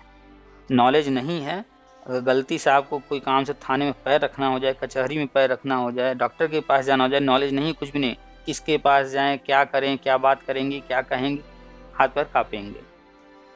हॉस्पिटल में सर भी जाना हो तो आप भी। भी तो एक माध्यम है, नॉलेज जानकारी देने का एक प्रेजेंट में आप भी एक सशक्त माध्यम है हाँ वो इस माध्यम है, जिम्मेदारी का। ठीक है माध्यम हम है, लेकिन हम माध्यम की बात नहीं कर रहे हैं हम। तो आपने कहा, वो पूरा फोकस आप कीजिए कि ये सब नॉलेज का फर्क है। नॉलेज है तो कॉन्फिडेंस है, नॉलेज नहीं है तो कॉन्फिडेंस लो रहेगा। नॉलेज है तो आप डॉक्टर के पास जाएंगे, अगर कुछ सही कह रहा है तो ठीक, नहीं कुछ अपने मन का फालतू चीज़ें करा रहा है तो आपका कॉन्फिडेंस कहेगा अरे ये तो फालतू में ये टेस्ट वो टेस्ट करा रहा है, आप जानती हैं तो। नहीं नहीं जानती हैं, अरे डॉक्टर साहब बस बचा लीजिए, देखिए इनको क्या हो गया, वो जो कहेगा सब करेंगे, वो कहेगा कि ये कराओ वो कराओ ऐसे करो, सब करेंगे। तो कई कई बार ऐसा भी होता है ना, जानकारी हम कहाँ से ले ये भी नहीं समझ में आता कि कहाँ से ले, पुख्ता जानकारी हमें कहाँ से मिलेगी। पुख्ता अ, जानकारी ही हो कोई जरूरी नहीं है।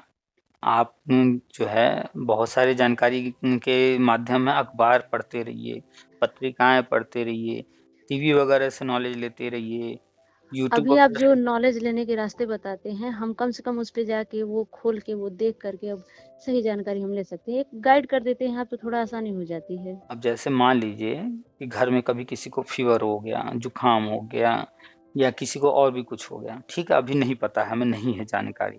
जानकारी होती कैसे, जब हम किसी चीज से दो चार होते हैं, यानी फेस टू फेस होते हैं। जी। तो ठीक है भाई, हम डॉक्टर के पास गए, उसने इलाज लिखा, दवा लिखा, जो भी लिखा। अब आ गए हम उस बीमारी के बारे में, हम तह तक जानने लगे कि देखें यूट्यूब पर कौन क्या बता रहा है, आयुर्वेद में क्या कह रहा है इसके बारे में। अच्छा डॉक्टर साहब ने ये दवा लिखा है, ये क्या चीज़ है दवा, इसमें सॉल्ट क्या है, और चलो खोजते हैं, गूगल पर खोजते हैं, यूट्यूब पर खोजते हैं। दिमाग में एक उत्सुकता होनी चाहिए कि हमें ये चीज़ जानना है इसके बारे में। लेकिन नहीं, अभी घर में लोगों के पड़ा होगा, पूछेंगे कौन सी दवा है। अभी किसी से मेरी बात 2 दिन पहले हुई तो हमने पूछा कौन सा दवा दिया है, तो डोलो दिया है। अच्छा पैरासीटामोल दिया, नहीं पैरासीटामोल नहीं दिया है, डोलो दिया है। हम कह यार डोलो दिया है, वही तो हम भी कह रहे हैं पैरासीटामोल दिया है। तो अगला कह रहा है अरे हम कह रहे हैं डोलो, आप कह रहे हो पैरासीटामोल। हम कह रहे मूर्ख, डोलो कंपनी ने उसका नाम रखा है, एक कंपनी होगी जो बनाती होगी, उसने उस दवा का नाम डोलो रख दिया है, लेकिन उसमें जो सॉल्ट है वो पैरासीटामोल है। अब कोई क्रोसिन का है, कोई कालपाल का है, कोई कॉम्बी फ्लेम का है, कोई जो है डोलो का है, तो सब तो वही कह रहे हैं। सब वही है, मेन अंदर तो जो चीज है वो तो एक ही है। तो सॉल्ट तो सबका पैरासीटामोल है। लेकिन बस ये है कि अलग-अलग कंपनियाँ बना रही हैं, एवेंटिस ने नाम रख दिया कॉम्बीफ्लेम, और कोई कंपनी है उसने क्रोसिन नाम रख दिया है। तो अलग-अलग नाम रख दिए हैं, मार्केट में वही दवाएँ बिक रही हैं। तो नॉलेज कैसे होगा? अगर उसने दवा उठा कर के पढ़ा होता, उसके पीछे लिखा हुआ है पैरासिटामॉल 650 mg, बड़ी हाँ पढ़ा जी, होता तब ना। बहुत सारी जानकारी उस पे रहती है सर। तो उसमें लिखा होता है हर दवा के पीछे कौन-सा सॉल्ट है। मार्केट में जाते हैं कभी-कभी रैपर दिखा के या डॉक्टर का पर्चा दिखा के लोग दवा माँगते हैं। वो कहता है ये नहीं है दूसरा दे दें, तो लोग कहते हैं नहीं दूसरा नहीं चाहिए। वो दूसरा नहीं दे रहा है, वो ब्रांड दूसरा दे रहा है, कंपनी दूसरा जी, दे रहा है, दवा वो वही देगा, सॉल्ट नहीं बदलने वाला है। हाँ, बस ये ध्यान तो रखना है कि जो वो जिस कंपनी का देने जा रहा है हमें, वो कंपनी अच्छी होनी चाहिए। ऐसा ना हो कि कोई लोकल कंपनी दे दे। तो अब यहाँ पर जी, बात आएगी भाई हम कैसे जाने कंपनी अच्छी है कि नहीं है? तो इसकी भी नॉलेज कहाँ से मिलेगी? करना पड़ेगा। कम से कम हुँ, 10-20 अच्छी कंपनियों के नाम जानने होंगे। लेकिन लोगों को 10-20 कहाँ, एक भी कंपनी का नाम नहीं पता होगा। जैसे लोगों से पूछा जाए कि मोटरसाइकिल खरीदना है, कौन-सी लें? तो कह देंगे लोग कि होंडा का ले लो, होंडा का इंजन अच्छा होता है। ये सबको पता है। जी, हुँ, कह देंगे बजाज का ले लो, होंडा का ले लो, वो सब पता है। क्यों? क्योंकि ये देख रहे हैं तो पता है। तो भैया दवा भी तो तुम्हारे घर में कभी न कभी किसी न किसी को चला उसको भी देखो। ऐसे और भी जो भी फ़ील्ड जिसके बारे में नहीं जानकारी है, तो कहीं न कहीं तो सब मिलेगा और कहीं क्या यूट्यूब पर तो सब है। थोड़ा-सा आजकल टेंडेंसी ये हो गई है कि कोई समय नहीं देना चाहता है इन सब चीज़ों को एग्ज़ैक्टली समय खोजने नहीं में। देना चाहता है और अब के लोगों में, पुराने लोगों में फ़र्क यही है कि पुराने लोग कुछ भी न मोबाइल था, न कॉपी-किताब थे, सब ज़ुबानी याद रखते थे और हर किसी को पता होता था कि कौन-सा पत्ता खाने से कौन-सी बीमारी ठीक होगी। जी, सब पता होता था, सारी दवाओं के बारे में पता होता था और सब यही जितनी दवाएँ बनती हैं, चाहे होम्योपैथिक हो, चाहे दुनिया का कोई दवा हो, सब बनता इन्हीं पेड़-पौधों या अन्य चीज़ों से ही है। लाइफ़ लोग ये इतनी सब जानते फ़ास्ट थे। जी, हुँ।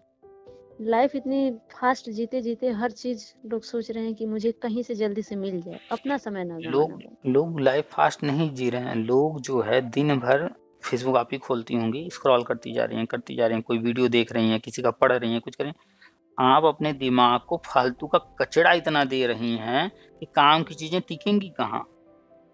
आप ही बताइए, आप अपने घर में कचरा भरते जाइए, भरते जाइए, भरते जाइए और फिर उम्मीद कीजिए मेरा घर साफ-सुथरा रहे, अच्छी चीज़ें रहें घर में।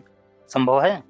नहीं इतना सर, डाटा लोग कंज़्यूम कर रहे हैं, इतना इन्फॉर्मेशन कलेक्ट कर रहे हैं, इतना कुछ दिमाग में भर रहे हैं। यूट्यूब खोला, फ़ेसबुक खोला, इतना ऐड ये वो दिन भर तो कुछ न कुछ जो है लोग देख ही रहे हैं। आप बताइए। उसमें 1-2 बहुत कम जानकारियाँ जो होती हैं काम की होती हैं सर। तो इतना सारा डाटा जो दिमाग में दिन भर जा रहा है, दिन भर जा रहा है। कोई भी खोला फ़ेसबुक बस फ़ेसबुक कभी खत्म ही नहीं होता। चलाते जाइए, नीचे से ऊपर करते जाइए, कभी खत्म होता है क्या? 2-2 घंटे बीत जाते हैं, पता नहीं चलता है। पता नहीं चलता है। इसी का फ़ायदा कंपनियाँ उठा-उठा के खूब पैसा कमा रही हैं। हुँ? तो ये जो डाटा हम कंज़्यूम कर रहे हैं, जो घंटों-घंटों ये सब हम देख रहे हैं, तो जब हम कोई चीज़ पढ़ते हैं, 10 बार रटते हैं तो दिमाग में बैठ जाता है, ये पता है। जी, और एक बार भी अगर हम कोई मूवी या गाना सुन लेते हैं, देख लेते हैं तो उसकी स्टोरी या गाने का लाइन याद हो जाता है। इट जी हाँ। मीन्स कि कोई भी चीज़ हमारे सामने हो रही है, वो सब कहीं न कहीं स्पेस लेता है हमारे दिमाग में। हाँ जी। अभी हम सड़क से जा रहे हों, कहीं रास्ते में दिख जाए कि अरे कोई 2 गाड़ियाँ आपस में टकरा गई हैं, तो घर आते हैं बताते हैं ना कि अरे रास्ते में आज ऐसा हुआ था, देखा मैंने। तो वो जी। क्या हुआ? आप वहाँ खड़े होकर के गई थीं रट्टा मारने कि हाँ, एक ये वाली गाड़ी ये वाली लड़ गई थी, इस जगह पर लड़ी, 7-10 बार बोलती हैं क्या उसको रट्टा मारती हैं? नहीं, बिना नहीं। रटे ही वो याद हो गया ना कि हाँ, हाँ, आ रहे थे रास्ते में तो फला वाले मोड़ पर ये गाड़ियाँ टकरा गई थीं, ऐसा हो गया था। तो यानी कि हमारी आँखों के सामने से जो भी गुज़रता है, हमारे कानों में जो कुछ भी जाता है, वो कहीं न कहीं हमारे मेमोरी में स्टोर होता है। और दिन भर लोग क्या कर रहे हैं, खूब डाटा कंज़्यूम कर रहे हैं, खूब सारे इन्फॉर्मेशन फालतू-फालतू इन्फॉर्मेशन भी भर रहे हैं, तो क्या होगा? अच्छी चीज़ें कहाँ याद रहेंगी? वो चीज़ें अच्छी चीज़ें जो काम वाली चीज़ें हैं, वो तो लोग डेली कई बार रिपीट कर नहीं रहे हैं, फालतू अब चीज़ें उस रिपीट कर रहे उतने हैं। डाटा एक फालतू के डाटा इकट्ठा करने के बाद अगर बंदा 1 घंटा पढ़ता भी होगा तो वो कहाँ टिकने वाली है कहाँ न्यूज़। टिकेगा? अब अगर इंसान 24 घंटे में अगर वो सोचता है कि हम 8 घंटे मेहनत करके जो है कुछ जो है पैसा कमा लें, उस 8 घंटे से पहले ही उससे खूब सारे मेहनत करवा दिया जाए, थका दिया जाए, फिर उसको कहा जाए जाओ भैया अपना काम करो, कर लेगा वो अपना काम? नहीं सर, कहाँ वो हो तो पाएगा। पहले ही अपनी सारी एनर्जी खपा दिया ना। जी। तो आजकल यही हो रहा है। ज़्यादातर बोल रहे हैं, उसमें हम भी आते हैं, हम भी ये सब काम करते रहते हैं, दिन भर हम भी चलाते रहते हैं, कुछ ना कुछ करते रहते हैं। जी। तो मेमोरी आजकल बहुत तेज़ी से लोगों की वीक हो रही है, तरह-तरह की नई-नई बीमारियाँ हो रही हैं, उसके पीछे रीज़न यही सब है। किताबों को समय नहीं देना है, दिन भर फ़ेसबुक चलाना और उम्मीद लोग करते हैं कि हम जो है सुपर टेट निकाल लेंगे, टॉप कर जाएँगे। नहीं हो सकता तब ये। ये जितने टॉप करने वाले होते हैं उतना मेहनत करते हैं। इन सब चीज़ों से ये लोग दूर रहते हैं सर, सब लोग बताते हैं, अगर आप उनका इंटरव्यू देखिए तो सब बताते हैं। सब उसके सोशल पीछे मीडिया से उसके पीछे दूर रहते कारण है हैं। ना, उसके पीछे अभी हमने शुरू में बात किया तो कहा कि मैरिड को और अनमैरिड में फ़र्क है। तो वो फ़र्क क्या है कि उनके पास ज़िम्मेदारियाँ हैं, 24 घंटे वो घूम रहा है, मान लीजिए कोई महिला है, उसके बच्चे भी हैं, हस्बैंड भी हैं, तो सुबह नाश्ता बनाना है, अभी फ्रिज में ये सामान रखना है, अरे यार 2 दिन से फ्रिज में ये पड़ा है, उसको ख़त्म करना है, ये सामान ख़त्म हो गया है, मँगाना है, इनकी जो है ये कपड़े धुलने हैं या ये प्रेस दिन भर तो उसके दिमाग में यही सब घूम रहा है ना, घर की ही चीज़ें। जी। तो जब यही सब घूमता रहेगा तो वही चीज़ें बार-बार जब रिपीट हो रही हैं, तो उसी से भरा हुआ है दिमाग। जब उसी से भरा रहेगा तो वो पढ़ाई कहाँ, और पढ़ाई होती है शांत दिमाग में, खाली दिमाग में चीज़ें भरेंगी ना। सही है। तो एक समय, एक उम्र के बाद लोग पढ़ाई नहीं कर सकते, एग्ज़ाम नहीं निकाल सकते, उसके पीछे रीज़न यही है कि बहुत यही सारी है। दूसरी चीज़ें जुड़ गई हैं, जो उसके साथ जो है हमेशा घूम रही हैं। अगर वही व्यक्ति, जैसे आप ही हैं, आपको जी। कह दिया जाए कि नौकरी छोड़ दीजिए, एकदम 24 घंटे आप जाइए किसी हॉस्टल में रहिए, कोचिंग कीजिए, पढ़ाई कीजिए, तो बिंदास सुपर टेट में आप शायद टॉप भी कर जाएँ। बिल्कुल पॉसिबिलिटी है ये सर। बिल्कुल और पॉसिबल है, जब आप सारी चीज़ छोड़ कर के एकदम एक तरफ़ा लग जाएँगी तो। अब वो क्यों ना 50 साल वाला ही बंदा क्यों ना हो, वो भी कर लेगा ये, लेकिन कर एक ले तरफ़ा। जाएगा, हाँ। तो ये चीज़ करना होगा, तब होगा।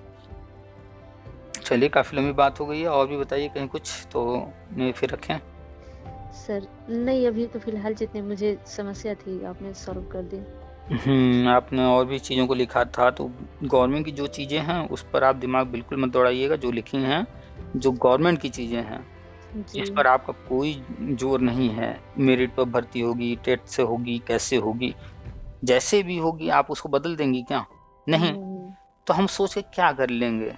हाँ, बस हमारे हाथ में क्या है कि टेट अगर उसमें जुड़ता है, तो कोशिश करें टेट में और अच्छे नंबर जब होगा तब होगा भर्ती, लेकिन कोशिश मेरे हाथ में क्या है, टेट का फॉर्म भर के उसमें अच्छे नंबर लाना। सुपर जी। टेट आएगा, नहीं आएगा, हम क्यों सोचें? हम तैयारी जम करके किए रहें, जब भी आएगा तो हम एक सीट ले लेंगे। जी इंटरव्यू की सर। तैयारी करके रखें, होगा, नहीं होगा, भगवान जाने। नहीं होता तो अच्छी बात है, लेकिन होगा तो फिर हम क्या करेंगे, इसलिए तैयारी पहले से रखें। हम तो चाहते हैं कुछ ऐसे तरीके इसमें आएँ कि जिसमें सही बंदे का सिलेक्शन हो सर। मेरिट पे तो यूपी में मेरिट बड़ा बेकार चलता है, सब कोई जान रहा है। नकल का क्या हाल था, अभी तो नहीं है, अभी अब होगा। इन चीज़ों को छोड़ दीजिए, और एक चीज़ बस हमेशा याद रखिए कि 100% परफ़ेक्ट, परफ़ेक्ट जैसा उम्मीद करना होगा ही नहीं। जो चीज़ें चली आ रही हैं उनमें सुधार हुआ है पहले से, और भी आगे सुधार होता रहेगा। तो 100% की उम्मीद मत कीजिए कि पूरी तरह से दम हम जैसा कल्पना कर रहे हैं कि ऐसा होना चाहिए, वैसा होना चाहिए, पूरी तरह से वैसा हो जाए, ये असंभव है। तो परफ़ेक्शन वाली चीज़ें उम्मीद मत कीजिए। आदर्शवाद ना कभी आया है, ना कभी आएगा। जी। भौतिकवाद में रहिए। जी सर। जो भौतिक रूप में सामने है, जो जितना हो सकता है वही बस सही है। जी। चलिए तो फिर तब रखा जाए फ़ोन? जी सर, शुक्रिया। वेलकम।